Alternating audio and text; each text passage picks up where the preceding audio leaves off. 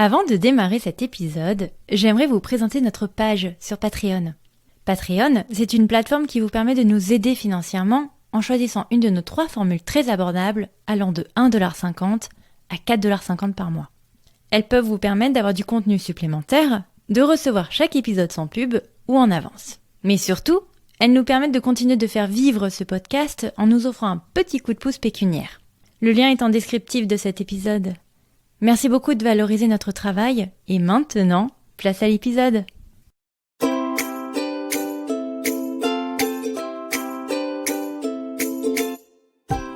Salut et bienvenue sur le podcast d'Expat Families. Moi, c'est Cindy, la créatrice de ce dernier, et aujourd'hui je vous présente l'épisode d'Olfa. Olfa est une maman tunisienne qui vit à Kigali, au Rwanda, depuis tout juste 2 ans. Dans cet épisode, on revient ensemble sur leur arrivée en famille dans ce pays considéré comme la mini-Suisse d'Afrique. Je ne vous en dis pas plus et je vous laisse découvrir le témoignage d'Olfa qui devrait certainement se faire rémunérer par l'Office du tourisme pour partager avec autant d'engouement et d'authenticité son expatriation. Je vous souhaite une excellente écoute et je vous laisse avec la suite. Bonjour Olfa.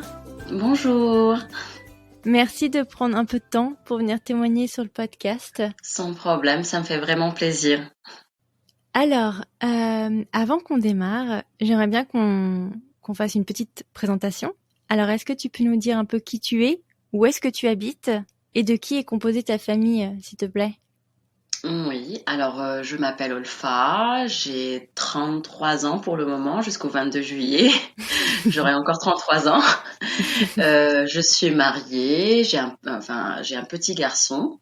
On est tunisien et on vit au Rwanda, en Afrique de l'Est. Est-ce que, du coup, on peut reprendre un peu les prémices de ton expatriation et nous dire un peu d'où tu viens en Tunisie ? Commençons par les bases. D'accord. Donc, je suis tunisienne. Mes parents sont de Mahdia, qui est une ville côtière à l'est de la Tunisie. Mais je suis née à Tunis, donc la capitale, et j'ai toujours vécu à Tunis, chose que je n'ai jamais appréciée parce que je suis pas très grande capitale, beaucoup de monde. Donc, c'est un peu bizarre, je sais, mais bon. Après, j'ai fait des études en design. Ensuite, ça m'a pas trop plu, donc j'ai fait une formation pour devenir enseignante. J'ai travaillé dans le système tunisien pendant quelques années. Ensuite, j'ai changé pour le système français. J'ai eu une occasion que j'ai pas ratée avec une école française. D'où le fait que j'ai pu m'expatrier en fait. Ici au Rwanda, parce que je travaille à l'école française du Rwanda. Et je dis du Rwanda parce qu'on est la seule école française en fait. Et voilà, donc ça me fait un peu bizarre parce que la Tunisie, nous je viens d'une ville côtière, j'ai toujours passé mes vacances en bord de mer avec la famille et tout, et je suis là en Afrique de l'Est.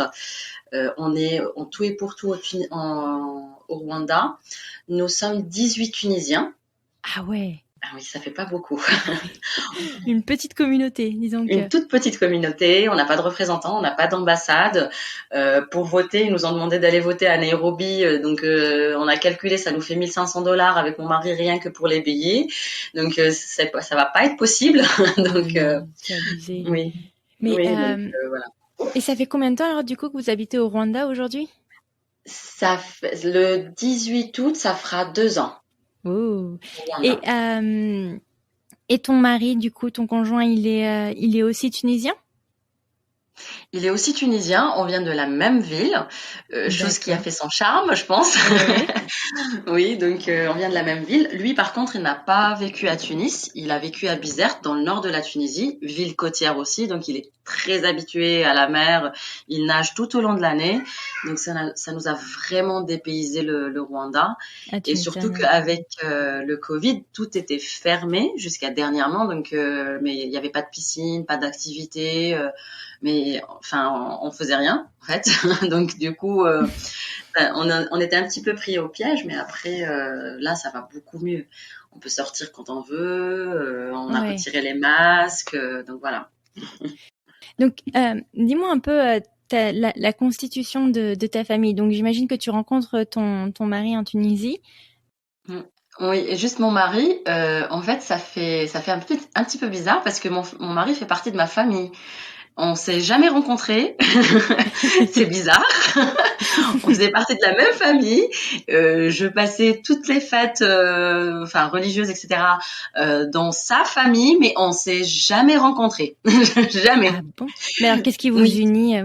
C'est un cousin germain du cousin de la cousine de la tante de l'oncle? Alors, son oncle est marié à ma tante et son grand-père est le cousin de mon grand-père. Oh purée, je m'en sors pas. C'est trop tôt le matin là. Je m'en sors pas. Mais alors, à quelle occasion vous êtes rencontrés alors, enfin? Il était venu rendre visite à son oncle et moi Ouais. j'étais chez ma tante en fait. Et on a pris le petit déjeuner, c'était en 2016. On avait pris le petit déjeuner en famille et je me disais mais c'est pas possible, ça fait 10 ans que je viens ici pour toutes les occasions, je l'ai jamais rencontré. C'est qui? Et on a commencé à se poser des questions. En août, on a commencé à parler. En novembre, on s'est fiancés. En juillet, on s'est mariés. Ah oui, rapide et efficace les gens. Dis donc.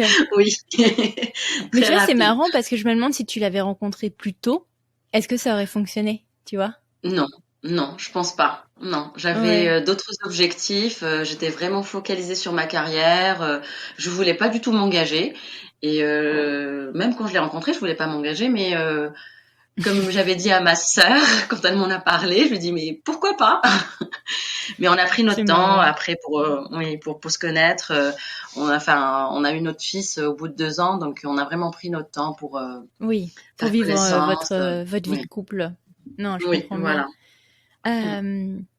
Ok, donc vous vivez en Tunisie, vous vous mariez en Tunisie, vous étendez votre famille aussi dans ce pays. Et à quel Oui. moment vous vous dites, voilà, mûrit le projet de déjà s'expatrier et ensuite, pourquoi le Rwanda? Donc il y a eu le Covid en Tunisie, comme partout dans le monde. Mhm. Et forcément, beaucoup de postes ont été supprimés, notamment dans mon mari était commercial, donc c'était très difficile pour nous, rester avec un seul salaire et tout. Il voulait rester en Tunisie et c'est là que j'ai envoyé des candidatures un petit peu partout dans le monde, sans rien lui dire. Et Ouais. après, quand j'ai commencé à avoir des réponses, je lui en ai parlé. Et on a fait des recherches sur les différents pays, notamment la Pologne, le RDC, il y avait le Mali aussi. Ouais. Et enfin, quand j'avais vu les photos du Rwanda, j'étais tombée sous le charme. Je dis mais c'est bon, c'est là que je veux aller. Et Mais parce que moi, de ce que je regarde comme toi sur Google Images, le Rwanda, c'est quand même très très vert. Enfin, ça n'a rien à voir avec la Tunisie, qui est quand même un pays un petit peu plus désertique. en fait, nous, la Tunisie, enfin, le slogan c'est la Tunisie verte. Ah En arabe, bon? on dit ça. Ah Oui. bon? Et j'arrive au Rwanda, je leur dis mais non, non, non, la Tunisie, elle est pas du tout verte, mais vraiment pas du tout. Ça n'a rien à voir en Parce fait. que c'est vrai que le Et nord paraît un peu vert de la Tunisie, ouais, j'entends, mais quand même, ça n'a le rien à sud, non. voir avec l'opulence rwandaise, quoi, de la végétation. Non mais ça n'a rien à voir. Ici même Kigali, qui est la capitale, c'est vraiment tout vert. On fait des marches, l'après-midi c'est vert, on respire l'air pur, on sent même pas la pollution parce que il y a tellement d'arbres, il y a de l'ombre partout. Et tout change rapidement ici en fait et ça n'a rien à voir avec la Tunisie. J'aime Oui. beaucoup ma vie au Rwanda en fait, j'aime beaucoup cette ville, enfin pas que Kigali. J'ai visité quelques villes à côté et plus je m'éloigne de la capitale, plus je tombe amoureuse du pays en fait. Ouais. Oui. Mais alors attends, on va en revenir quand même sur la description de ce beau pays. Donc tu regardes simplement les images sur Google et tu te dis ok, j'ai envie de candidater là-bas pour aller y vivre, c'est ça? Mm. En fait, j'avais reçu déjà la réponse Ah, qui voulait, oui, donc qui voulait de moi et tout. Et quand je suis allée, enfin, on est allé ensemble sur Google, on a vu un petit peu la politique du pays, on a lu ce qui s'est passé en 94 et tout. Et je lui dis mais non, c'est incroyable comment un pays peut renaître de ses cendres de cette façon. Je veux aller voir ça en fait. Je veux vraiment aller voir ça et je veux vraiment aller voir si c'est vrai, si ce peuple arrive à vivre en totale harmonie, dans une sécurité absolue. Mais c'est incroyable en fait. Ici, on se sent bien. Tout va pas aussi rapidement qu'en Tunisie, c'est vrai. Mais j'ai appris ici à moins stresser en fait. Ouais, Parce à que plus relativiser sur la notion du temps, tu veux dire? oui, voilà. Donc moi, c'était tout de suite et maintenant. Et j'ai appris qu'il fallait prendre son temps, que c'était pas grave si les choses ne se passaient pas comme je le voulais. Et voilà, donc mon fils, il grandit ici. Et j'arrête pas de dire que mon fils, c'est un petit Rwandais, en fait. C'est et tout va lentement avec lui, c'est pas grave. Il est très accueillant, il est chaleureux, il va vite vers les gens, il est souriant. Quand je suis arrivée, dès l'aéroport déjà, j'étais un petit peu étonnée. J'arrive, il y a un robot qui m'accueille. J'ai regardé mon mari, je lui dis mais on n'est pas en Afrique, c'est pas possible. Je crois qu'on s'est trompé de destination, on est en Suisse ou un truc comme ça. Et là, mon mari me dit, enfin, les gens ils arrivent, ils nous parlent en anglais. On essaie de répondre parce que en arrivant, mon mari et moi, on parlait pas trop anglais, on était vraiment francophones. En Tunisie, on parle français, quoi. À part l'arabe, on parle français. Et il y a d'autres personnes qui viennent nous voir nous parler en français. Je dis mais c'est pas possible, ils ont des traducteurs pour toutes les langues ou comment ça se passe? Donc ils nous demandent si on avait rempli le formulaire pour arriver ici au Rwanda. Je dis mais quel formulaire? Il me dit mais il y a un lien. Normalement on vous a donné ça à l'aéroport en Tunisie. Vous devez remplir tel document, etc. On s'est regardé, je dis mais on nous a donné aucun lien, on est au courant de rien du tout. Donc ils nous disent c'est pas grave, ils nous remettent des tablettes. Je dis mais c'est pas possible. Donc des tablettes à l'aéroport et je leur dis maintenant non, je dois m'occuper de mon fils. Ils m'ont dit mais c'est pas grave. Il y avait une dame qui s'occupait de mon fils. Mais non. Elle faisait le tour avec la poussette et j'étais là mais c'est pas possible. On n'est pas en Afrique. Et lui mon fils était super content. Il faisait un petit tour avec la poussette qui m'attendait vraiment à la sortie de l'avion. Ouais. Et alors qu'on a fait 24 heures de vol, j'ai pas arrêté de chercher la poussette au Caire parce on a fait Tunis, Caire, Dar Salam, Nairobi, Kigali. Mais pourquoi vous avez fait autant d'arrêts comme ça? Parce que tous les vols étaient annulés, il y avait le Covid. Ah, purée, l'angoisse. Mais parce que d'ordinaire, ça fait combien Tunis, Kigali en avion? Tunis, Kigali, c'est minimum 16 heures, maximum purée, 32 heures. Oui. Oh purée. Et ton fils, il avait quel âge du coup quand vous êtes arrivé au Rwanda? Il avait 5 mois en fait. Il avait 5 mois. Il était tout petit. Ah là ouais, brand new baby quoi. Oui. Bah, disons Donc oui, il était allaité à la demande, moi parce que vu qu'il y avait le Covid, j'en ai profité, allaité à la demande et tout, et vu que on faisait cours en distanciel, pour moi c'était le bonheur. Donc tu m'étonnes. Oui. Mais c'est pour ça on parle souvent des effets négatifs de la pandémie, mais on soustrait souvent la proximité avec sa famille, le télétravail et tout ça quoi. Donc ça quand pour même moi c'était le bonheur. Oui, parce qu'en Tunisie, on a 2 mois, c'est 60 jours exactement, en fait, congé maternité. Et pas plus, en fait. Donc, et nous, on se posait la question, en fait. Je lui disais, mais mon mari, mais comment on va faire si je reprends le travail? Qui va s'occuper de bébé? Est-ce qu'on ramène une personne à la maison pour s'occuper de lui? Donc, on était vraiment dans l'angoisse. Et le jour où je devais reprendre le travail, confinement général. Ah bah, parfait, tu me diras. Oui. Parfait.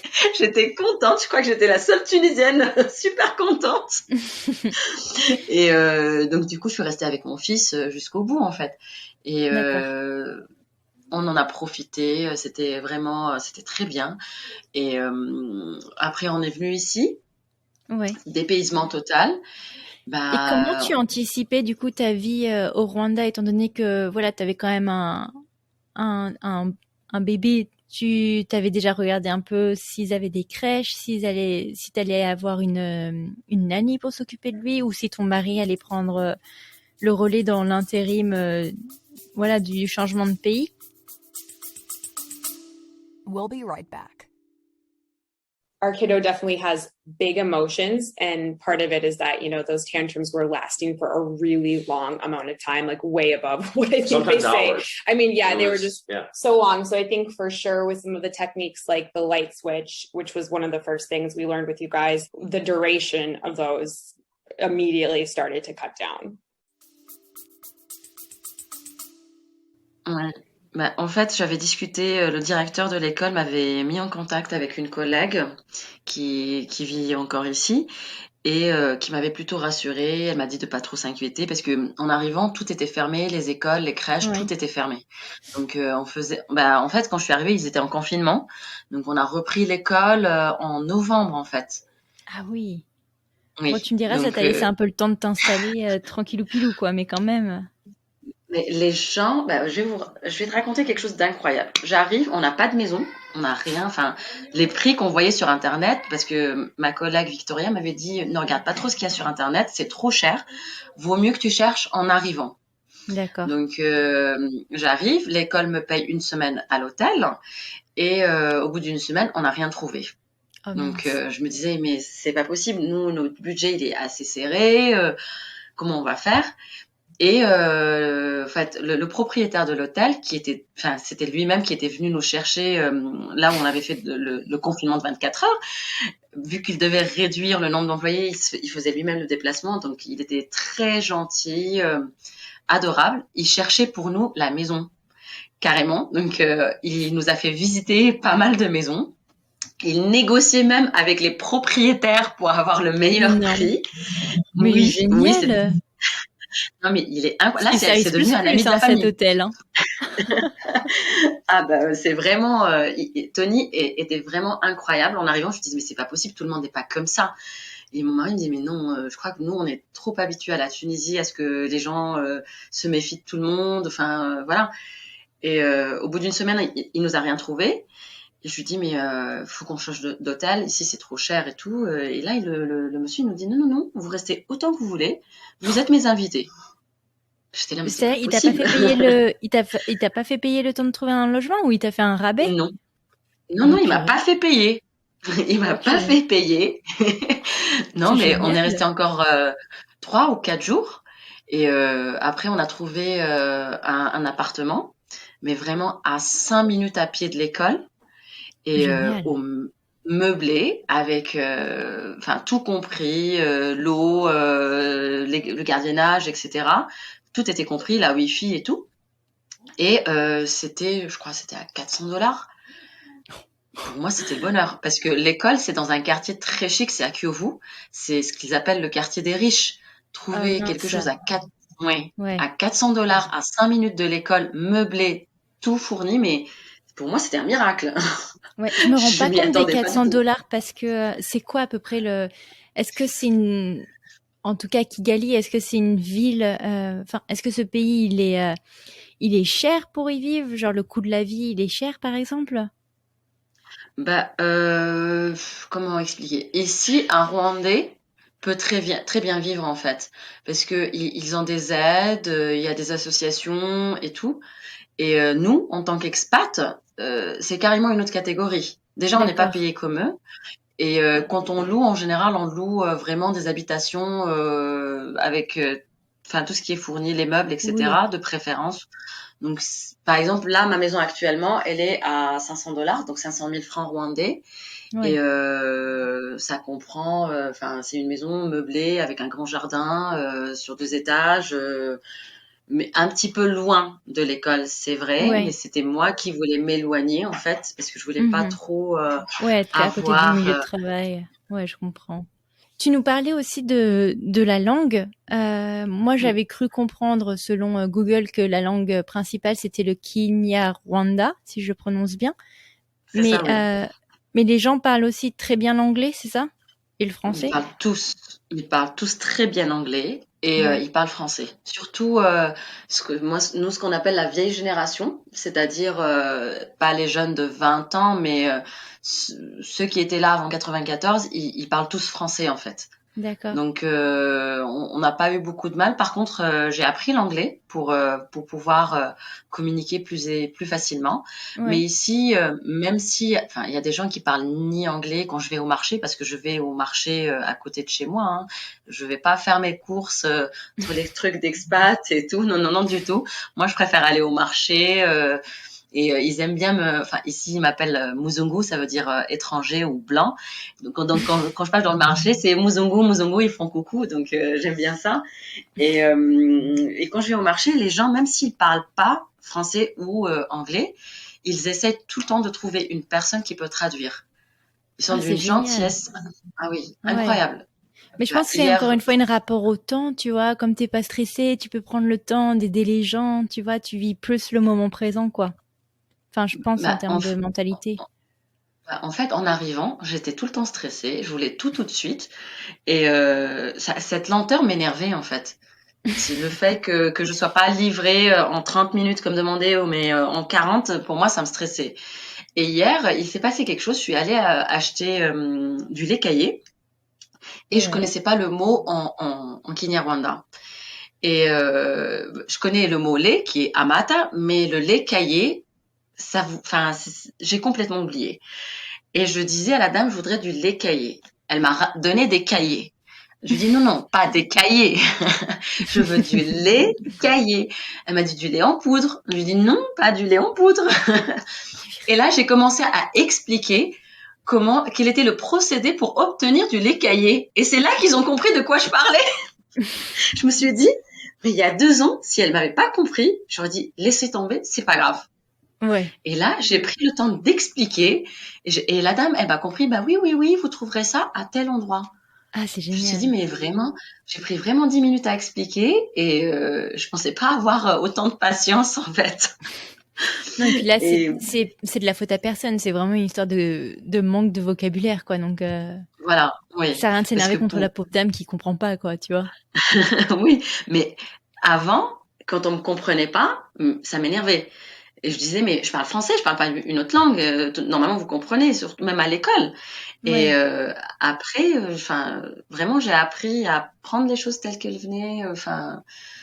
Et à prendre mon temps, en fait. Ça me gênait pas d'expliquer. Quand j'expliquais, ils ont dit le mot en Kinyarwanda, ils m'ont dit oui. Je leur dis, c'est les petits paquets jaunes. Oui, on voit très bien ce que c'est.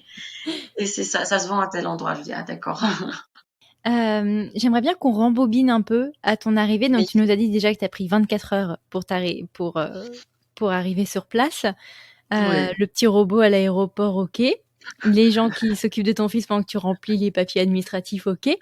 Mais est-ce que tu as autre chose qui vraiment te frappe quand tu arrives sur place?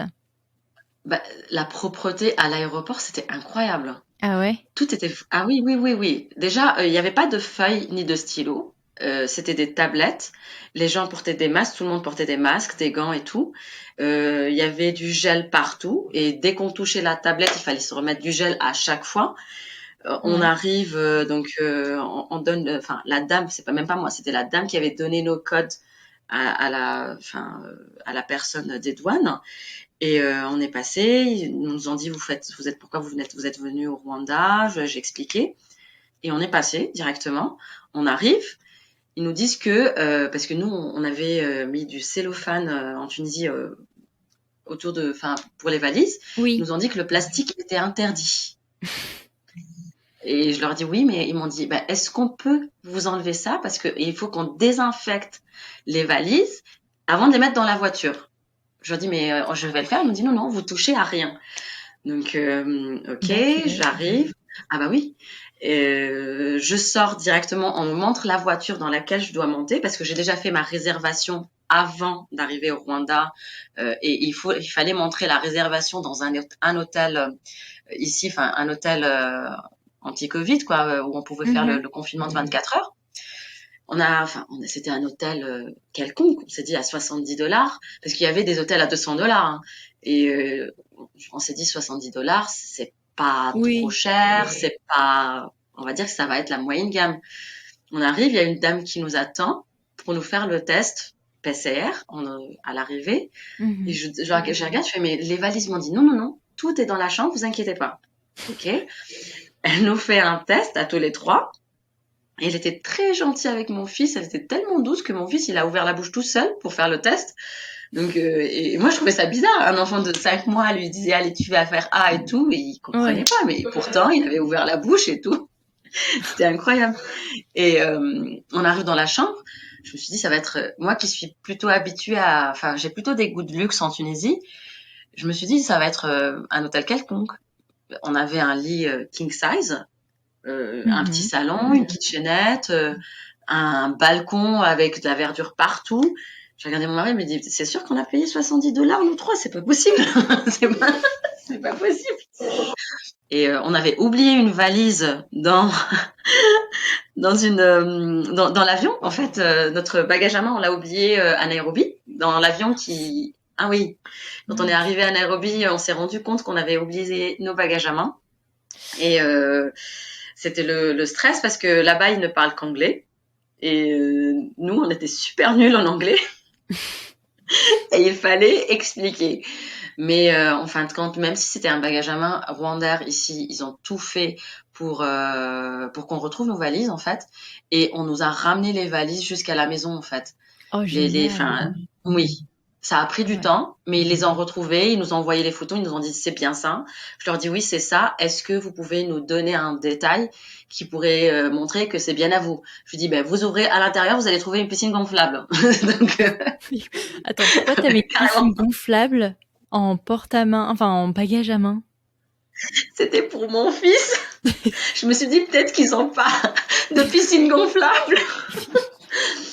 On m'avait dit qu'il faisait tout le temps beau et qu'il faisait tout le temps chaud. Je me suis dit, j'avais acheté une piscine. Mais tu mets ça en valise en soute, je sais pas parce en main. C'est marrant. J'avais ramené, toutes nos affaires en fait.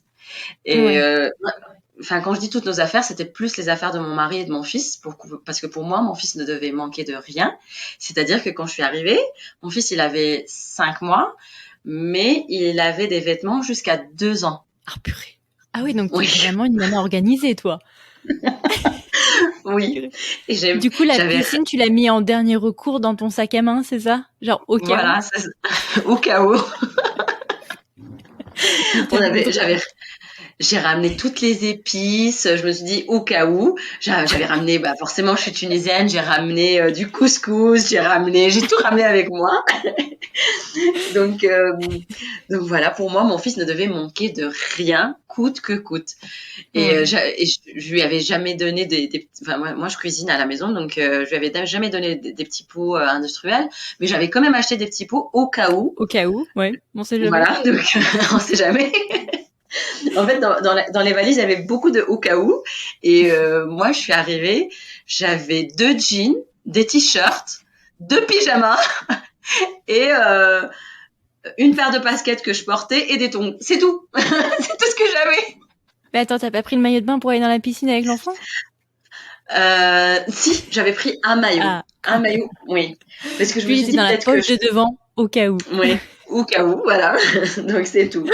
Mais parce qu'il fallait aussi, oui, j'ai pris aussi des draps, des serviettes de bain, mais parce que l'école était sympa, ils m'ont fait, j'avais droit à 40 kilos en soute et 10 kilos en bagage à main.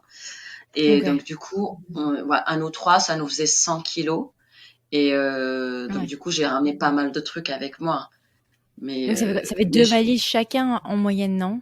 Quelque chose comme ça? Oui, c'est 2 valises chacun. Ça fait quand même pas beaucoup, hein. Si tu ramènes ta vie entière dans un pays, ça fait quand même pas beaucoup, quoi.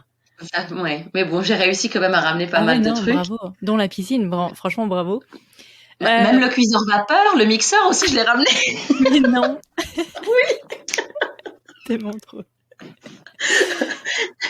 J'ai tout ramené avec moi. Mais donc, alors, comment ça se passe quand tu arrives sur place et que tu as tes au cas où dans ta valise, que tu arrives à récupérer? Donc, vous vous installez dans votre nouvelle maison. Comment ça se passe pour ton fils? Du coup, vous étiez toujours confiné ou il a fallu que tu démarres à travailler en présentiel? Comment ça s'est passé? Alors, on était confinés.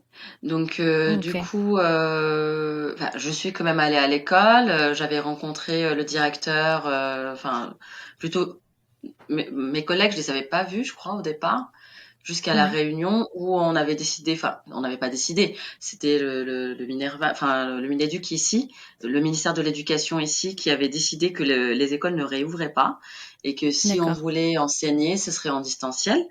Donc l'école, vu qu'on avait ramené un seul des deux ordinateurs avec mon mari pour minimiser les bagages, mon mari avait besoin de travailler, donc j'ai Attends, dû donc tu prends une acheter. piscine, mais tu prends pas un ordinateur. Je comprends. Non, Tu prends les épices, mais tu prends pas l'ordinateur. D'accord. Ok. Non, mais chacun ses priorités, hein. Vraiment. C'est génial. Ok, donc vous aviez un seul ordi pour deux. Très bien. voilà, un seul ordi pour deux. Et puis j'en ai acheté un ici, donc Ok. ça a été assez rapide. Donc j'ai demandé, je crois que j'avais demandé genre lundi, mardi, je l'avais. Et Parfait. donc oui, c'était parfait. Donc du coup, j'ai pu commencer en distanciel. Et mais par contre, on avait pris une nounou le deuxième mois, c'est-à-dire en octobre.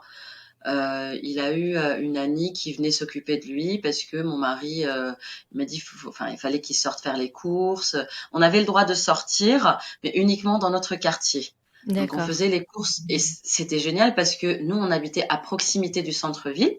Donc du coup, mon mari allait à pied au Hmm. centre-ville. Et la nanny, elle venait le matin, elle rentrait vers 16 heures quand j'avais terminé tous mes cours. Et en fait, je crois que c'est mon fils qui l'avait choisi en fait. C'est même pas moi. Parce qu'on avait fait plusieurs entretiens et c'est la seule à qui il a souri. Donc on s'est dit c'est bon, je crois que c'est celle-là. Ouais. C'est important, ça. C'est important. Franchement, je Oui, pense dans le choix des nannies, et c'est surtout aussi les celles qui vont pas vouloir argumenter avec les parents, mais plus avec l'enfant. Tu vois, moi, j'ai eu oui, beaucoup voilà. d'entretiens où la personne elle venait me parler, mais il s'en fichait un peu de mon fils, quoi. Alors que tu dois me dire, mais le but c'est que c'est lui que tu dois convaincre, c'est pas moi, tu vois. Donc Mm. c'est bref. Ok, donc c'est cool, t'as réussi à trouver une nanny. Du coup, elle lui parlait en quelle langue à ton fils? En anglais? Alors, ma nanny, c'est un petit peu étonnant, mais était comptable. Elle a terminé ses études, mais elle ne trouvait pas de travail.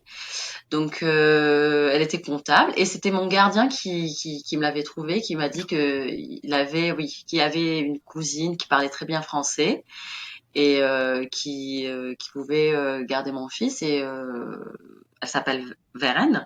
Donc Vérène était venue, mon fils il est tombé sous le charme et elle était très douce avec lui. Elle lui parlait en français et je lui ai dit si tu te sens à l'aise en Kinyarwanda et que tu sais lui parler en Kinyarwanda, ça ne me gêne pas. Hmm. Donc du coup, elle lui parlait en Kinyarwanda et mon fils il comprend très bien le Kinyarwanda. Et il dit quelques mots quand il veut de l'eau, enfin pas à moi, mais à sa nanny. Et Ouais, il lui dit quand il va en vidéo, etc. Ou par exemple les enfants des voisins, il leur parle en Kinyarwanda. c'est Mais moi je comprends génial. rien par contre. Oui. Moi je comprends rien. Oui. Parce que vous, du coup, vous êtes vraiment adonné à l'anglais et à quelques mots à baragouiner au cas où au marché, c'est ça? Voilà. Donc bonjour, merci, au revoir, Les comment ça cahiers. va? Voilà. Mon mari fait plus des courses que moi, donc du coup, il connaît plus de mots. Et oui, moi, c'est plutôt mes élèves qui m'apprennent à compter, qui essayent quand même, qui me disent, mais maîtresse, mais non, faut plus prendre la moto et parler en anglais et en français. Non, non, vous allez parler en Kinyarwanda. C'est Mais génial. ouais, Ouais. mais des fois, je comprends quelques conversations, mais il faut parler assez lentement, pas trop rapidement, parce que sinon, je Ouais. comprends plus. Oui. Parce que les mots Ouais. se ressemblent beaucoup ici. Par exemple, amata, ça veut dire lait. Et Mata, c'est le mois de mai. Ah ouais. Bah, tu me diras en Donc, français aussi, il y a quand même des trucs, le ver de terre, le verre à boire et oui, le verre, la couleur, on s'en voilà. sort pas non plus, quoi. Euh, mais alors, maintenant que tu as un petit peu plus de recul sur ce pays, sur cette culture, comment tu la comparerais? Je sais qu'on peut pas comparer des cultures, mais par rapport à la culture tunisienne, parce que c'est celle que tu connais le mieux, Oui. tu sais, en termes de religion, de nourriture, de sécurité, de mentalité, on en a parlé un peu, mais comment tu comment tu compares aujourd'hui les deux? Alors, on va commencer par la religion. Ouais. Ici, 10% de la population est musulmane. Et en fait, on peut trouver une église et juste à côté, une mosquée, en fait. D'accord. Oui. Et tout le monde vit en harmonie ici, sans aucun problème. Il n'y a pas de problème de religion où on te regarde pas de travers si tu es musulman, si tu es juif ou catholique. Bah, c'est pas grave. C'est ta religion, c'est à toi de voir, en fait. Et voilà. Donc, par contre, ils sont très religieux dans tous les sens du terme. Enfin, quelle que soit la religion, hein. Ils sont réservés ici, plutôt calmes. Ils voient plus le bien, ce que les autres, enfin le bien que pourraient apporter les autres que le mal. Ouais. Ils ont un petit peu, voilà, c'est un esprit un peu plus spirituel sur. Voilà. Il y a une onde de positivité via autrui, quoi. Mais tu me disais 10% sont musulmans, mais alors quelle est la grosse majorité? Ils sont catholiques? Ils sont chrétiens. Pardon. Voilà. Ils sont chrétiens. Oui, parce que il y a les protestants, il y a les catholiques, il y a les protestants. Oui, il y a les évangélistes ici aussi, il y a aussi les adventistes, enfin il y a plusieurs.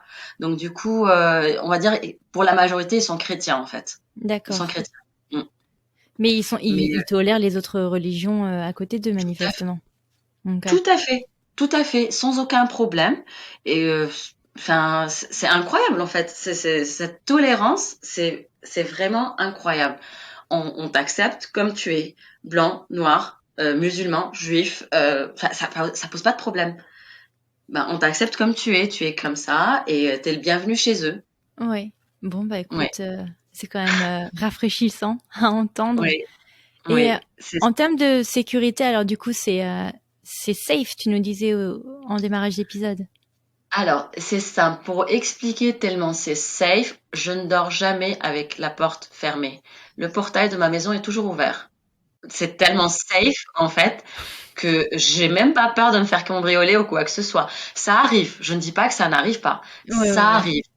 Mais c'est vite pris en charge par les autorités. Et moi, ce que je leur dis, des fois, quand on parle pas de grand cambriolage, en fait, c'est des gens qui volent des fruits, des légumes et des vêtements. C'est pas. Ah oui, c'est pas les bijoux, la télé, j'en sais rien.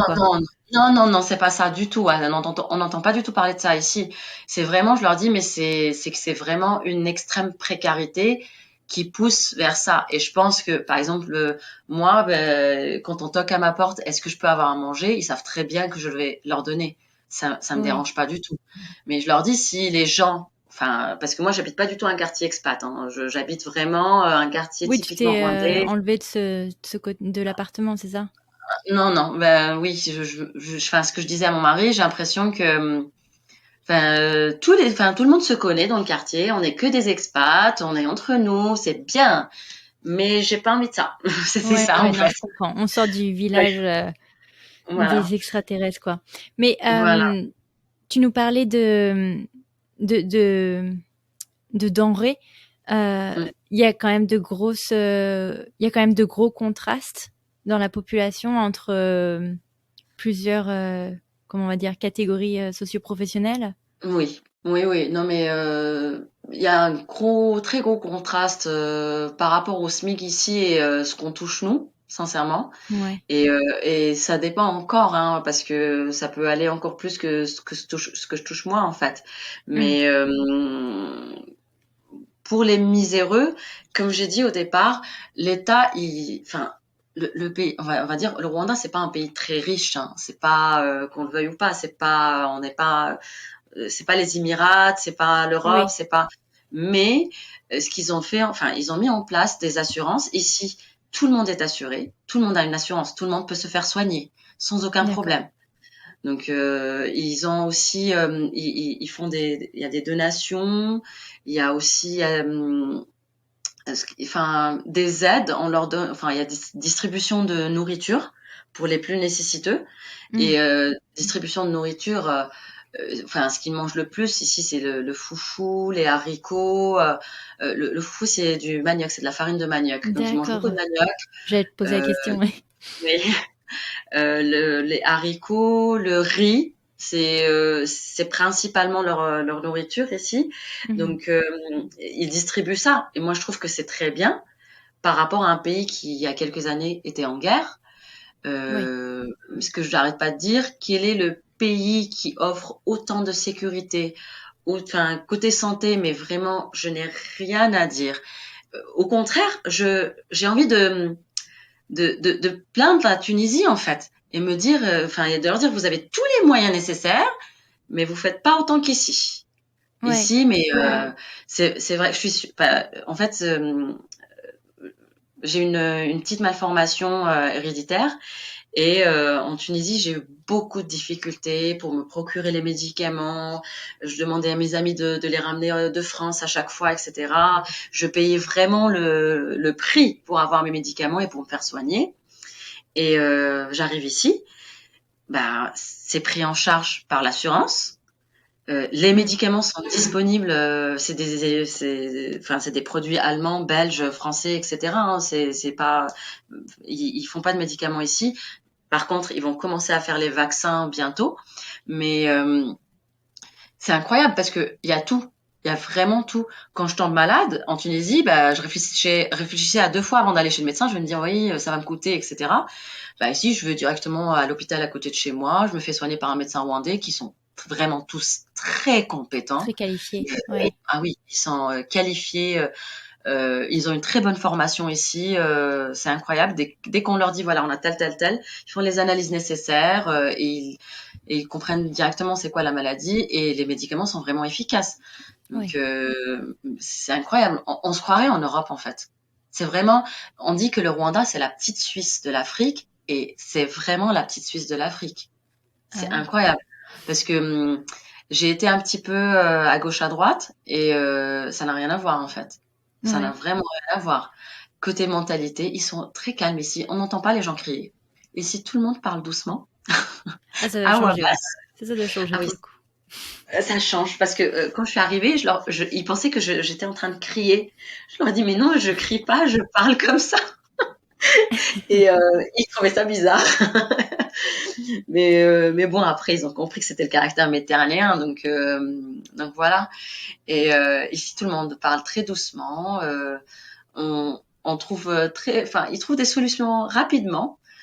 Quand il y a un accident de la circulation, etc., on voit un tas de monde autour, mais les conducteurs, bah, ils regardent, oui, ça va, bah, tant mieux, tu vas bien, mais c'est pas grave, on va faire un constat.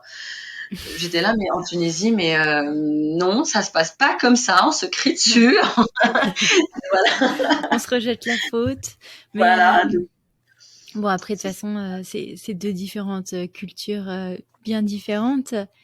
Est-ce que aujourd'hui, du coup, c'est une question bête, je pense, mais t'es contente quand même de ton choix d'avoir quitté la Tunisie pour venir t'installer au Rwanda? Oui, on se pose souvent la question avec mon mari, est-ce qu'on a fait le bon choix? Et la réponse est toujours la même. Mais on a vraiment fait le bon choix pour notre fils. Parce que là, il vit dans une grande maison. En Tunisie, on était en appart. Donc, oui, bah, à Tunis, les maisons, c'est un peu cher et tout. Mais ici, on est dans une grande maison. On a une chienne, on a des poules, on a un mouton aussi. Et oui. Donc, oui, bah, il s'occupe, et c'est mon fils qui s'occupe de tous ces animaux. Le matin, il se réveille, il me dit, maman, mouton, il sait qu'on doit sortir le mouton pour qu'il goûte l'herbe. Et il va chercher les œufs dans le poulailler. Mais c'est une autre fille que je lui offre et je suis très contente. Je suis vraiment très contente et je remercie vraiment le Rwanda pour ça. Hein. Quand je dis le Rwanda, c'est vraiment toutes les personnes qui m'ont aidée, les autorités, tout, parce que c'est un tout en fait. J'ai eu je mens pas, j'ai eu un meilleur contrat en Côte d'Ivoire, au Mali, enfin pour cette année et tout, et en Égypte, etc. Et à chaque fois, je regardais, mais je disais, mais non. Si c'est pour rester 1 heure dans les embouteillages tous les jours, vivre dans un appartement, non, je veux pas de ça. Je veux Parce que ton contrat, j'imagine qu'il était ponctué, non? Il était de 3-4 ans, quelque chose comme ça? Non, c'était un contrat C'est un contrat local? Ah, génial. Une année, donc renouvelable. Ouais. Donc la première année, on m'a renouvelé, donc septembre dernier, et là on m'a encore renouvelé, mais pour un contrat à durée indéterminée, en fait. Ok, donc c'est chouette. Ouais. Oui, c'est chouette en fait, et c'est-à-dire qu'on peut vraiment s'installer définitivement. Ouais, non, c'est chouette. Et ton mari, il avait réussi à retrouver un travail du coup, parce que avec la pandémie, je pense qu'il avait eu du mal, étant commercial, non? Oui, en fait, il a ouvert sa propre boîte et il fait tout ce qui est, il fait du digital marketing et là, on va entamer un nouveau projet et on s'est dit si ça marche, on reste vraiment à long terme et on espère que ça va marcher. En fait, c'est un projet dans la restauration. Parce que oui, en fait, j'aime bien inviter les gens et toutes les personnes que j'invite, tous mes amis, ils n'arrêtent pas de dire oui, tu devrais avoir ton propre restaurant, tu cuisines super bien. Et on s'est dit, vu qu'il n'y a pas de spécialité maghrébine ici, pourquoi pas un restaurant tunisien? Mais c'est ce que j'allais te demander. Du coup, tu arrives à trouver du couscous sur place? Oui, il y a du couscous. Il y a tout ici. Bon, écoute, il y a besoin de petits beurre lu quand tu peux avoir du couscous, quoi. Franchement, les gars. Voilà. Non, mais il y a tout ici. Enfin, parce qu'il y a ce que j'appelle les magasins expats. Il y a vraiment tout pour qu'on manque de rien. Ouais. C'est pas parce que j'ai été dans d'autres pays où il y avait beaucoup plus de marques, etc. Mais j'arrête pas de dire que le Rwanda, c'est en cours parce que y a des malls qui sont en train d'être construits avec des anciennes françaises qui vont s'installer et tout. Et je leur dis d'ici 2-3 ans, c'est même pas loin. 2-3 ans, c'est là quoi. On va vraiment, ça va vraiment être. Donc t'as intérêt à développer ton business dans les prochaines années, quoi. Voilà, c'est ça, c'est ça. Bon, écoute, ça me paraît un beau projet. Et est-ce que tu aurais des conseils à offrir à des familles qui souhaitent venir s'installer au Rwanda? Alors, moi, ce que je conseillerais, c'est de ne pas hésiter, en fait. Tout simplement. Tout simplement. On peut aimer et ne pas aimer. Ici, les règles sont un peu strictes. Qu'est-ce qu'on n'aimerait pas? Ouais, les règles, c'est un peu strict. Quand on te dit, ici, aujourd'hui, c'est Car Free Day, c'est-à-dire que tu sors pas. C'est soit tu sors pour faire le sport, sinon tu peux pas bouger ta voiture. Quand on te dit, non, aujourd'hui, c'est Umuganda. Umuganda, c'est une journée où tout le monde doit sortir pour nettoyer le quartier. Mais c'est ici, génial. Oui, mais c'est tellement propre que tout le monde sort pour planter des fleurs, planter des arbres. En fait, c'est génial. Ça. Et puis ça permet de connaître tes voisins et tout. C'est génial, je trouve, comme initiative. Et de garder ton quartier propre. Oui. En fait, c'est très vert parce que tout le monde met à la main à la pâte, qu'on soit ici. Il n'y a pas de fils de ministre général ou non. Ça n'existe pas. Il y a des lois qui sont appliquées. Point à la ligne. Ouais. C'est-à-dire que je suis montée en voiture avec des amis qui étaient mais vraiment haut placés parce que ici la vitesse est limitée à 40 je crois et je dis mais c'est bon quoi, il fait nuit, on peut passer, c'est bon. Il me dit non. Il y a des radars et tu lui dis mais ta plaque, regarde, mais ta plaque, t'as une plaque et tout et tu vas pas payer. Il me dit diplomatique, mais non, je paye comme tout le monde et c'est pas parce que je suis haut placé que donc c'est incroyable en fait. Et ce qui est bien, c'est que moi je pense que le pays il a évolué parce que en fait ils sont payés par objectif. C'est-à-dire que ils te disent voilà, d'ici on va dire n'importe quoi, d'ici septembre 2023, il faut que tu aies atteint un tel taux de chômage par exemple dans le pays. C'est-à-dire que tu dois trouver des moyens pour trouver des emplois et tout. Si d'ici septembre 2023, tu n'y arrives pas en tant que ministre, tu es retiré de tes fonctions, tu es arrêté de suite en fait, et tu reprends une vie normale en tant que comptable ou autre en fait. Ils devraient appliquer ça dans d'autres pays, ça serait sympa. Oui. Non mais c'est bon. Non mais c'est très bien. Oui, c'est très bien. Moi, je trouve que c'est très bien. Écoute, tu le vends très bien en tout cas. Moi, je trouve. On me l'a dit, je suis allée en Éthiopie, je suis allée aussi en Afrique du Sud. Et quand on va en Afrique du Sud, on se dit, ouais, c'est bien, je retrouve la civilisation, c'est beau, c'est grand. Mais au bout de 2 jours, on dit, non, je veux retourner au Rwanda. C'est bon. Non, bah écoute, moi je te souhaite sincèrement que voilà ton projet de restauration porte ses fruits. Merci. En attendant, du coup, qu'est-ce qu'on peut souhaiter nous pour la suite? J'imagine, bah voilà, l'ouverture de ce restaurant. Oui, j'espère que ça va marcher et puis j'espère que on pourrait avoir d'autres enfants ici parce que c'est notre projet aussi. Donc bah oui. bah oui. Et puis du coup, nous, on pourra faire un deuxième épisode à pouvoir comparer un peu un accouchement en Tunisie et au Rwanda. Et à Kigali, voilà, au Rwanda. Bah écoute, ça me paraît être un beau projet. Bah je te souhaite sincèrement qu'il y ait beaucoup de succès dans ces deux parties de ta vie. Et écoute, pour l'heure, Olfa, moi je te remercie énormément pour ton témoignage et de nous faire découvrir ce beau pays. Merci beaucoup, c'était un plaisir. Merci. Voilà pour cet épisode, j'espère sincèrement qu'il vous aura plu. Merci encore à Olfa pour son magnifique témoignage. Et si vous l'avez aimé, n'hésitez pas à le repartager autour de vous et de nous laisser des étoiles et des commentaires sur votre plateforme préférée. Merci beaucoup et à la semaine prochaine. Ciao!